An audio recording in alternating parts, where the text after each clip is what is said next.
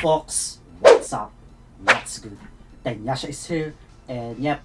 Before I start my video, folks, thank you for all of you that watching my videos. Last time, folks, when it comes to my reactions on Cebu versus Indonesian All Star, I'm really thankful for that, folks. And yep, I read a few when it comes to the comments, folks, that I'm speaking English and etc. etc. I will gonna tell it to you, folks, that I live here in Japan and I'm started to speak English way back just February, folks, and that's the first time that I speak a fluent English here on my channel, folks, because here in Japan they don't understand English, folks, and I met a lot of people, for example, Indonesian people, Malaysian people, etc., etc., Singapore, Brazil, Peru, a lot, and they cannot speak well, yo. Like, I know for myself, folks, that my English is, I think my English is good, yo. Like, for me, the only problem for me is my accent, and I need to improve my accent, and I believe on the character progression and character development of mine. And you can tell that from February, if you know, folks, the February, my first recorded reaction of mine is my Dress Up Darling. If you're gonna watch my video on my Dress Up Darling until now, to this day, you can tell that there's a lot of character development of mine when it comes to speak English language show. And yep, I don't want to make MLBB a regional game for me. That's why I speak English, because I want others to understand what I am saying, yo. For example, Indonesian people, Malaysian people, from SIA, and yeah, at least I tried, yo. Better than not, yo. That's why, yeah, that's my answer when it comes to my English. But still, I will do my best to deliver it to you, folks, what I want to say to you all. And yep, let's go to the topic, yo. So, yep, the topic is my predictions when it comes to the upcoming MSC. First, before I started to predict, folks, first, Philippines is really good when it comes to MLBB, folks. But still, even though I am biased, because I am a Filipino and I rooting for my country, you know what I mean, folks. But still, I don't want to underestimate every other countries that participating on this upcoming MSC or Mobile Legends Southeast Asian Cup, yo. I will not gonna underestimate them, especially Team Indonesia. Yes, I said it way back on my reaction on the SIA games that Indonesia will gonna wreck by Team Philippines on execution and RSGPH. They will gonna wreck on RSG, yo, or even on execution, yo. They will gonna wreck for sure.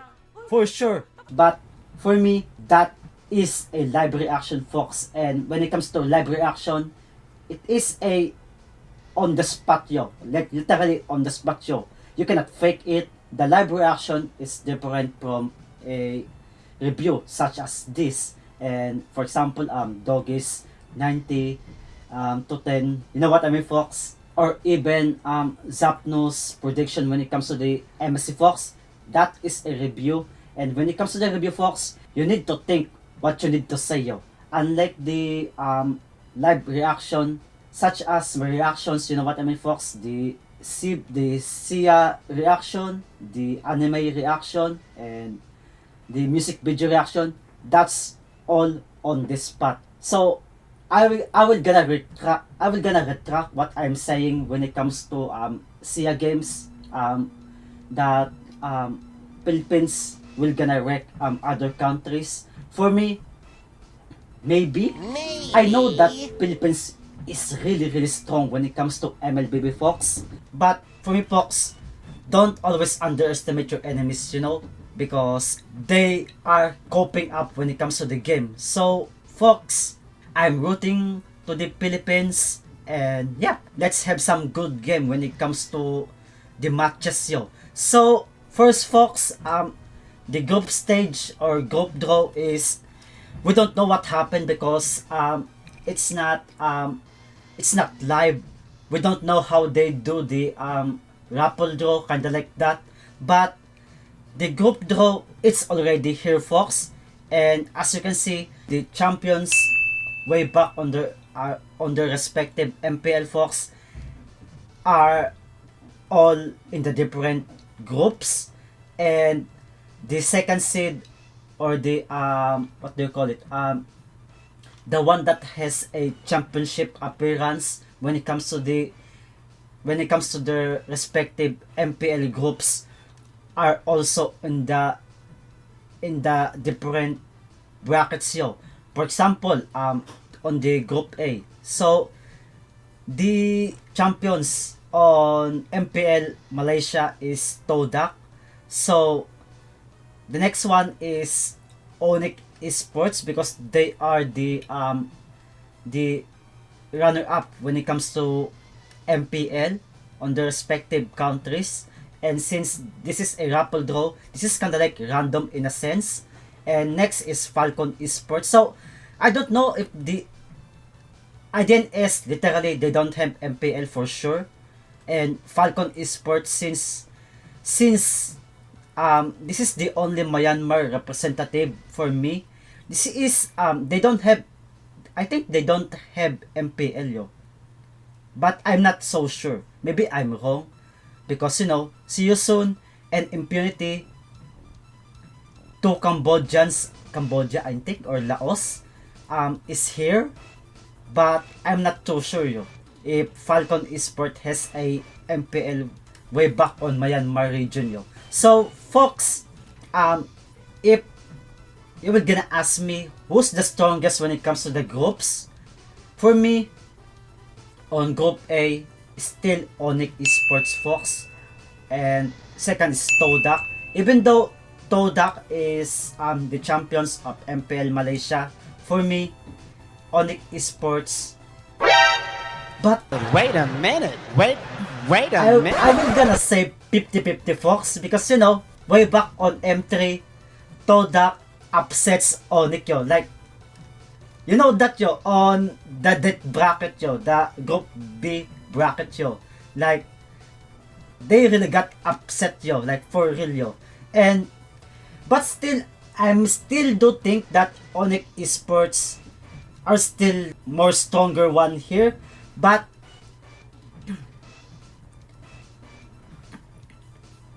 don't forget about Todak, yo, and also Falcon, yo. I cannot tell, but for me, Onyx Esports, second is Todak, and third is Falcon, yo. That is the hierarchy for me. But it can shuffle.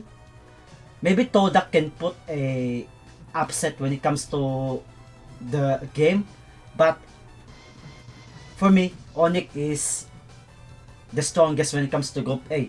Group B, obviously RSGPH. Obviously, that's obvious, yo.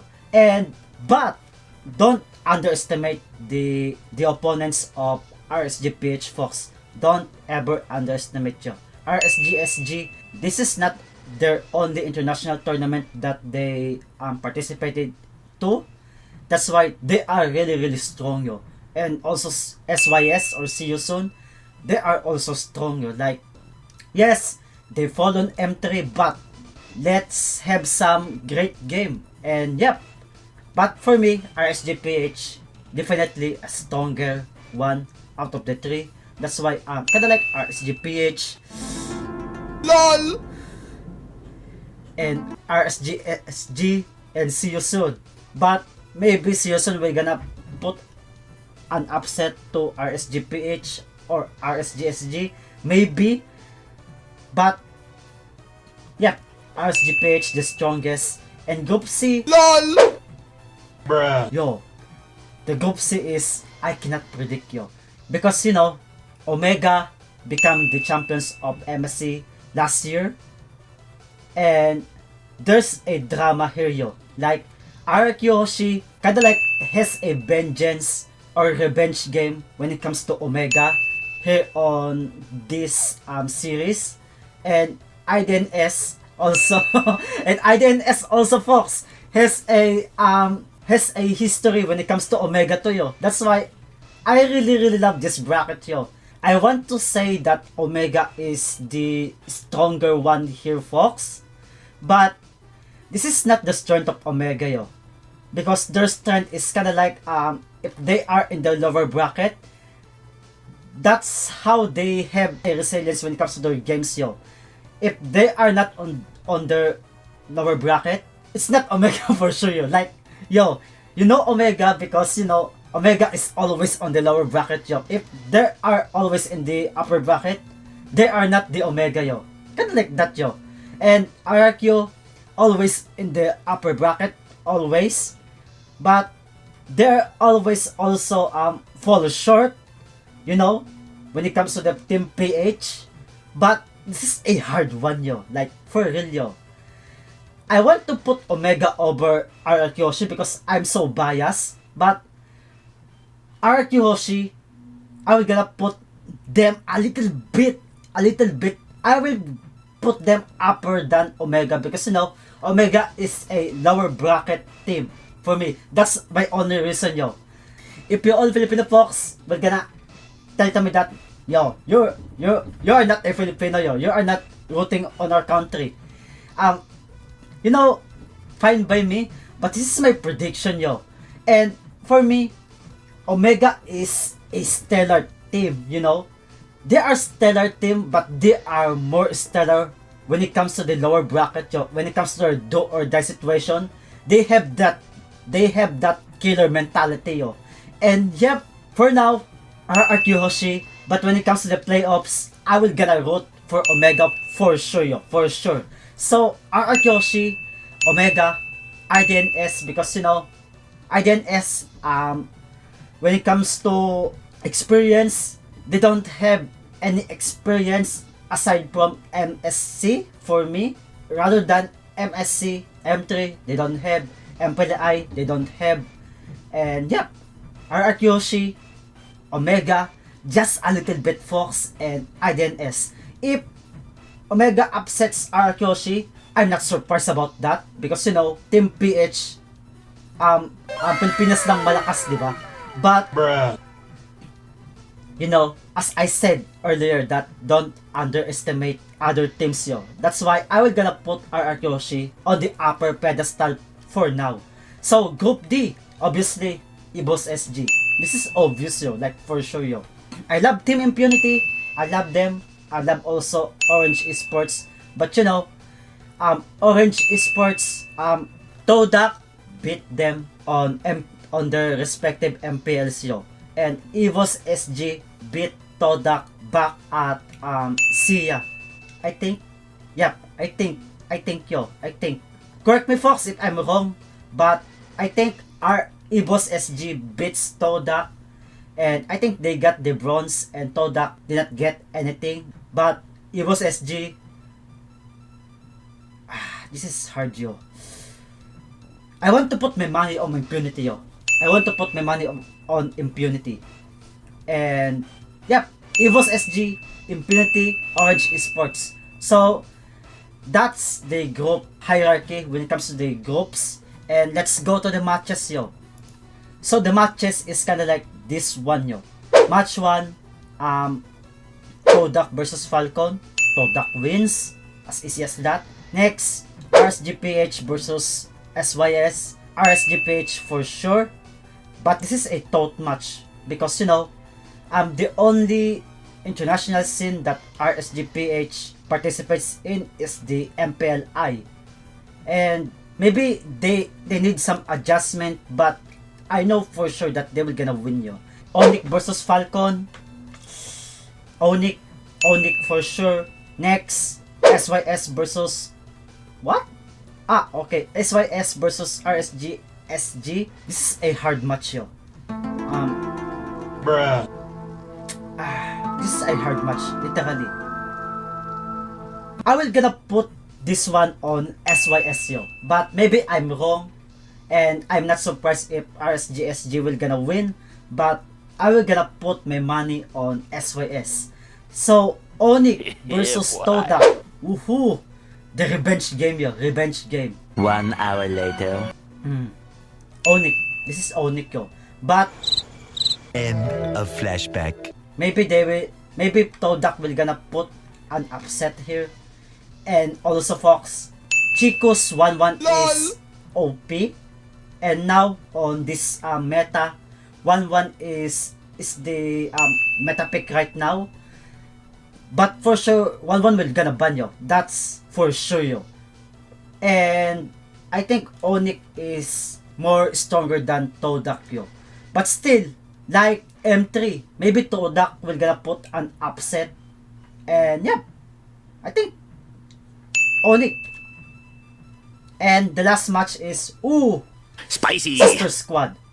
RSGPH for sure yo. And yep, on the next bracket is IDNS versus Omega yo. Omega. And Orange versus Impunity. Orange versus Impunity. Impunity KH for sure. RRQ Yoshi versus IDNS. RRQ. Evos SG versus Orange. Evos SG. This is a hard one yo. Omega versus RRQ. Omega versus RRQ. Whew. This is hard yo. Now, if RRQ's players, for example, Albert, they are still on the loss when it comes to SIA Games Fox or the Cebol Blacklist International. If that loss are still on their heads on this matchup, maybe Omega will gonna win yo. But as I said on the bracket list, that RRQ is still has an upper.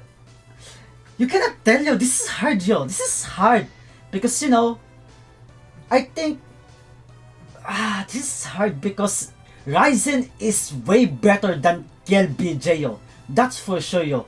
KLBJ has a talent, but he doesn't have a killer instinct yo. When it comes to the social media status, KLBJ is so easy to persuade you.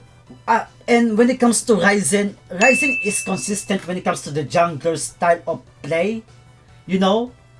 But you cannot ignore Albert Tuyo and the consistency of RRQ on championship when it comes to MPL Indonesia yo. That's why this is a hard match for me yo. Like, where should I put my money yo? I think I will gonna become a bias here.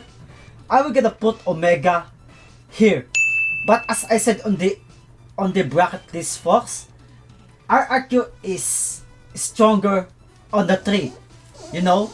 But because I want, this is a good match yo, like literally a good match. But Omega, because I'm a Filipino yo, be proud. Filipino yo. But you know, if RRQ wins this series, I'm not surprised yo. And RRQ is consistent on the MPL championship and on the international appearances. They are really consistent yo. When it comes to appearances, no one can match as many as RRQ's appearances yo. Like for real yo. MSC, M series, they are always there yo. That's why they are a kings for a reason yo. And Omega, this is hard yo, like literally hard yo. I want to root to RRQ because you know they are the stronger one in the bracket, but Omega is on last MSC. They are more stronger right now because of Ryzen yo. I am not lowballing KLBJ, but KLBJ doesn't have a killer instinct yo. For me, Ryzen is an okay player or better player than KLBJ, but unlike Venus that has killer instinct, unlike Carl TC, Chuck no is, yep, Omega. This is Omega yo. This is Omega yo. Because, you know, this is a tank meta right now. And for me, Chuck no will become more stellar here. For me. That's my that's my breakdown yo. But if RRQ will gonna win here, I'm not surprised. Infinity versus EVOS SG. EVOS SG for sure yo. And yep, that's my prediction, folks. And yep, I'm a little bit biased because I am a Filipino, but you know, you cannot help it. And but even though I am a Filipino, folks, I am not underestimating another countries. And yep, I'm supported them all, and I want a good match because I will gonna reacting on these matches for sure. Even though I have work, I will gonna reacting for this yo. And yep, that's it, folks. Tenyasha, follow, like if you want, subscribe to my channel. Babush yo! Ciao!